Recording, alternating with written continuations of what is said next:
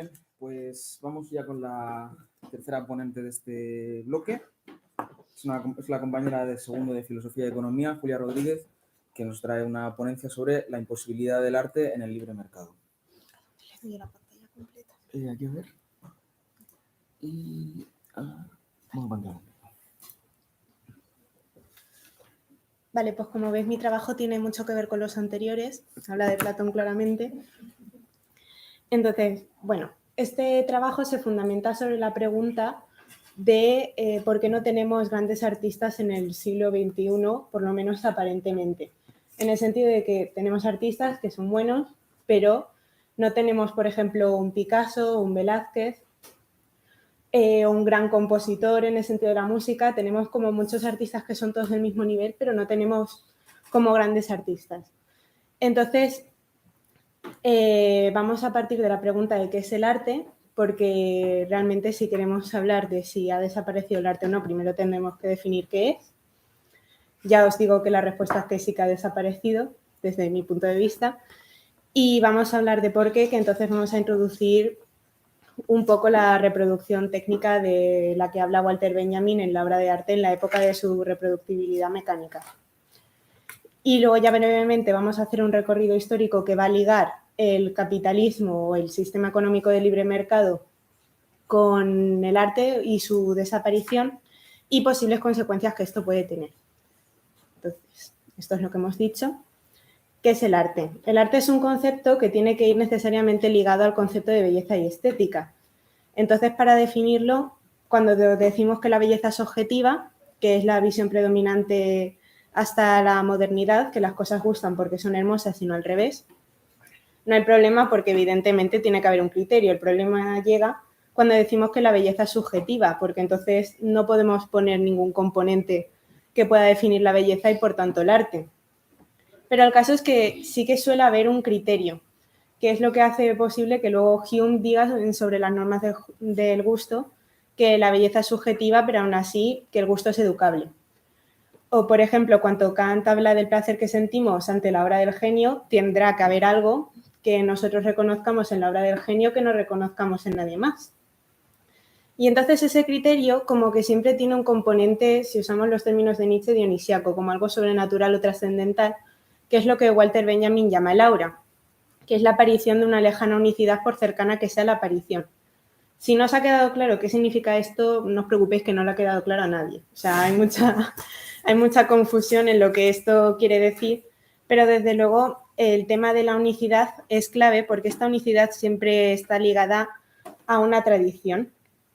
Y entonces, claro, esto no quiere decir que la unicidad tenga que ser única, valga la redundancia, en el sentido de que, por ejemplo, él pone de ejemplo las estatuas de Venus que en la cultura grecorromana eran sacramentales, pero para los sacerdotes de la Edad Media eran un ídolo maléfico. O sea, conforme va cambiando la traducción en la que estamos insertados, también va a ir cambiando la unicidad de la obra de arte, como que pero siempre se va a detectar esa unicidad que siempre va a ser el componente del aura, que además está ligado a algo de índole religiosa, algo místico, algo sobrenatural. Por ejemplo, si pensáis en el Antiguo Egipto, todas las grandes obras que ha habido de arte ahí siempre están ligadas o a tumbas o a templos sacerdotales que además son muy privados. ¿Por qué? Porque el aura tiene como consecuencia el hecho de que sea religiosa, que es algo muy clandestino, que va a suponer una lejanía entre la obra de arte y el espectador en potencia. Por ejemplo, en las horas de Semana Santa normalmente no las veis. Las puede ver el sacerdote que lleva la parroquia en cuestión, pero solo se ven una vez al año. Tienen un valor expositivo, pero no es lo habitual que estén viéndose los 365 días.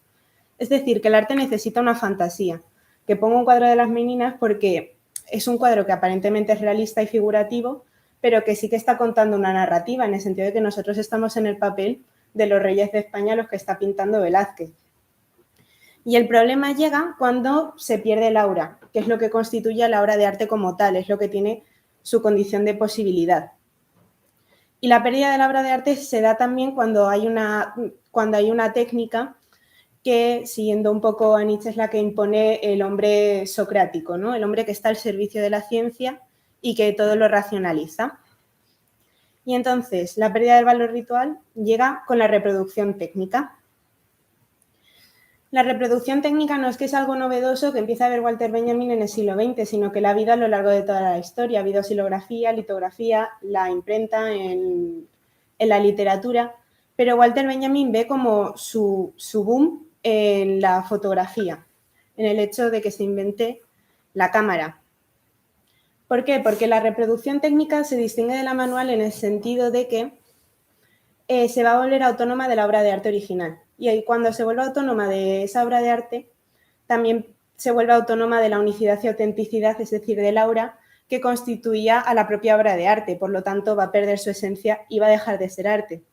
Y esto es producto también del proceso de secularización de la modernidad, que el arte no se escapa de él y también se seculariza. ¿Por qué? Porque es en ese proceso de secularización buscamos el progreso de la técnica y liquidar la tradición.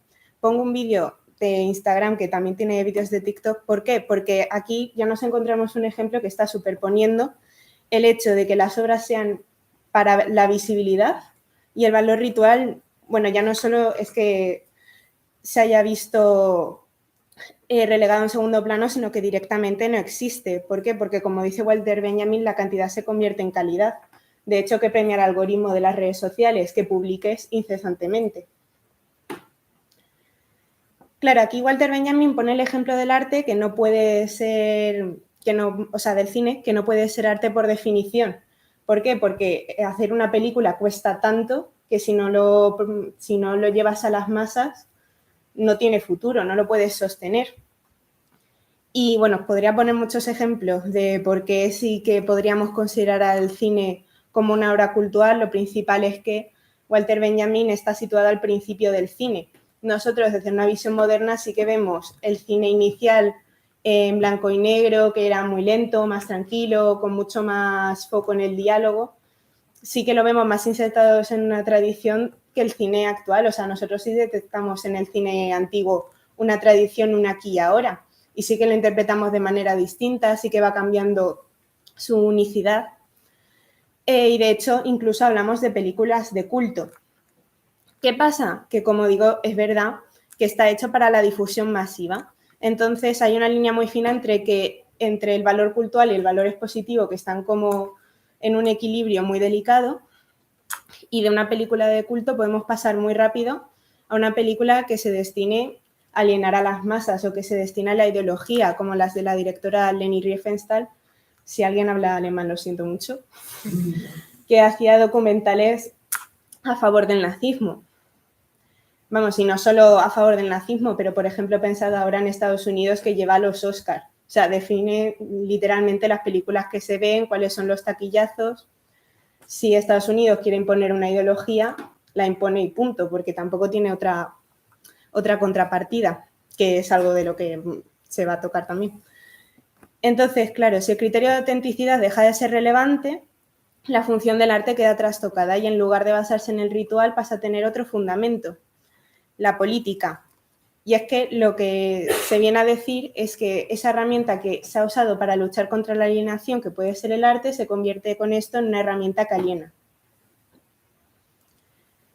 Vale, este título se llama así, La desaparición del arte tras la Segunda Guerra Mundial. ¿Por qué? Porque es tras la Segunda Guerra Mundial cuando el libre mercado se impone sin ningún tipo de oponente. A ver, el capitalismo es lo que ha dado lugar a la reproducción técnica, por lo cual desde su propio inicio ya está destruyendo el aura. ¿Por qué? Porque el capitalismo surge sobre todo con la revolución industrial, que surge en 1733 con la invención de la lanzadera volante, que mecanizó el hilado del algodón de manera que lo hizo mucho más rápido, produjo mucho más a costes más baratos, y entonces las empresas, para poder vender más y conseguir más beneficio, se embarcaron en una carrera de a ver quién podía mecanizar más el proceso. Y esto desembocó ya en la máquina de vapor, el ferrocarril y en toda la mecanización posterior. En esta mecanización ya se está perdiendo el aura, porque con la revolución industrial se crea el capitalismo, y al capitalismo le es inherente la fetichización de la mercancía. Es decir, que los vínculos de producción entre los seres humanos se materializan. Y de la misma manera que se materializa esos vínculos de producción en la mercancía, también se vincula lo de la producción estética o artística. Se materializa al artista. Entonces, estamos en un contexto que lleva a la atrofia del aura. Por lo tanto, cuando hemos visto que el aura está insertada en una tradición, ahora de la manera en la que sobrevive es como yendo en contra de la tradición en la que está inserta, siendo de manera subversiva. Por ejemplo, el impresionismo y el posimpresionismo en su momento surgen como una especie de protesta. En vez de hacer lo figurativo, que es lo común en mi tradición, voy a reflejar solo la luz. Y así llegamos al arte abstracto, que en su esencia y fundamento es la resistencia del valor cultural en el cuadro. Que esto es una colección de cuadros de Hilma Klein, que es la fundadora del arte abstracto, que además está muy ligada a ese esoterismo y a esa trascendencia del aura, porque ella decía que ella era muy aficionada al esoterismo y decía precisamente que sus cuadros no los pintaba ella, sino que un espíritu le iba guiando la mano. ¿Qué pasa? Que llega la Primera Guerra Mundial. Y después de la Primera Guerra Mundial llegan los locos años 20, que es también la epítome del consumismo.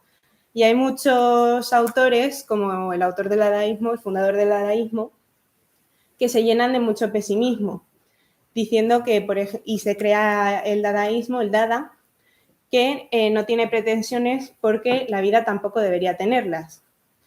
Y entonces, claro, esto es un movimiento, este tipo de vanguardias, que sí que están ligados al valor expositivo y que pierden el valor cultural, pero que Benjamin les reconoce cierto optimismo. ¿Por qué? Porque tienen algo llamado un shock emancipador. Es decir, efectivamente, su único valor es apelar a las masas, pero es como una forma de protesta. Es a modo de decir que el valor cultural se ha perdido y con eso nos estamos alienando, que nos lleva a no sentir nada, estamos en una especie de vacío, como que se ha perdido lo dionisiaco. Y de hecho, Guy Debord, en La sociedad del espectáculo, dice que la separación de las vanguardias son especialmente importantes porque son las primeras que han denunciado la separación del arte de la cultura y que ya no son incapaces de comunicarse y dialogar con la sociedad. Y eso permite el espectáculo que él define como la acumulación del capital en tal grado que se ha convertido en imagen y en ideología. Y el problema tras la Segunda Guerra Mundial es que se generan dos bloques, que son el bloque de la URSS contra Estados Unidos, que representa el capitalismo. Pero aquí ya empezamos mal, porque Guy Debord ya dice que el espectáculo pertenece a las dos, o sea, en ambas está ese capital en forma de ideología. Y además, luego, cuando la URSS se ve derrotada y desaparece, solo queda Estados Unidos y hasta ahora podría haber habido cierta resistencia en forma de vanguardias o de otro tipo de movimientos porque sí que había resistencia al capitalismo, había movimientos opuestos. Sin embargo, ahora, o por lo menos a partir de los 90, realmente el capitalismo es la forma imperante y no hay mucho cuestionamiento sobre ello. Es como la visión predominante. Y entonces ya no es que estemos en el valor expositivo sobre el valor cultural, sino que lo hemos sustituido por el valor monetario. ¿Por qué? Porque hemos metido al arte en la ley de la oferta y la demanda. Entonces, ¿nos importa el arte o el valor cultural? No. Nos importa lo que vale. Y esto lo vemos en el mundo del criptoarte que, con la creación de las NFTs actualmente, en el sentido de que cuando tú compras criptoarte, no estás comprando la obra de arte ni una propiedad intelectual ni el uso de esa obra de arte, simplemente estás comprando el certificado de originalidad. Es decir, que la obra de arte es que es lo de menos, ni nos importa, porque la obra de arte se va a poder seguir viendo. Y con esto llegamos a transparencia y publicidad, que es sobre todo una idea que saqué de la Sociedad de la Transparencia de Byung-Chul Han, que dice, os lo voy a leer porque me parece que yo no lo puedo explicar mejor. Las imágenes se hacen transparentes cuando, liberadas de toda dramaturgia, coreografía y escenografía, de toda profundidad hermenéutica, de todo sentido, se vuelven pornográficas. Pornografía es el contacto inmediato entre la imagen y el ojo. Las cosas se tornan transparentes cuando se despojan de su singularidad y se expresan completamente en la dimensión del precio. El dinero que todo lo hace comparable con todo. Suprime cualquier rasgo de lo inconmensurable, cualquier singularidad de las cosas. La sociedad de la transparencia es un infierno de lo igual. Es decir, que cuando integramos el arte a esa ley de la oferta y la demanda en la que lo que importa es su valor monetario, esa lejanía que constituía el aura entre el espectador de la obra de arte y la obra de arte en sí desaparece por completo, ya no queda ningún tipo de distancia. Y antes hemos dicho que para el arte era necesaria una clandestinidad, era necesaria una especie de fantasía, en el sentido de que, claro, si se pierde ese contacto entre la imagen y el ojo, o sea, al revés, que si se pierde esa lejanía y solo tenemos el contacto directo entre imagen y ojo, no hay ningún tipo de clandestinidad, ni de obra, ni de misterio, sino que simplemente lo tenemos todo dado, acelerado y transparente, por lo cual ya no deja lugar a ninguna fantasía y a ninguna imaginación. Cuando la fantasía y el misticismo dejan de formar un mundo aparte para ser devorados por nosotros a modo de masa para acomodar la ideología imperante, la fantasía desaparece y el hombre deja de ser hombre. Es decir, nosotros, lo que decía Walter Benjamin es que con la obra de arte nosotros nos insertábamos en ella, como que intentábamos alcanzarla, nunca lo íbamos a conseguir, pero eso es lo que intentamos. Y sin embargo ahora estamos adaptando la obra de arte a nuestro interior y no le estamos dejando lugar a que se aleje de nosotros, ya que tenga una obra y una trascendencia. ¿Qué pasa? Que como podéis ver, el problema es que esto hace que el arte se termina convirtiendo en una alienación, en una ideología. Deja de ser arte para convertirse en eso. Y el problema imperante ya no es solo que sea una ideología, sino que los movimientos de protesta, como pueden ser las vanguardias, no pueden tener lugar, porque si veis, el sistema cada vez se hace más científico, más apolíneo y deja menos lugar al arte. Por ejemplo, en los sistemas educativos, el arte cada vez ha ido teniendo menos lugar, y no solo el arte, sino las humanidades en general. Todo lo que no sea científico, técnico o acelerado deja de tener espacio. Y si deja de tener ese espacio, entonces no hay nada con lo que podamos romper la alienación, no hay ningún tipo de movimiento de protesta. Y ya está, básicamente.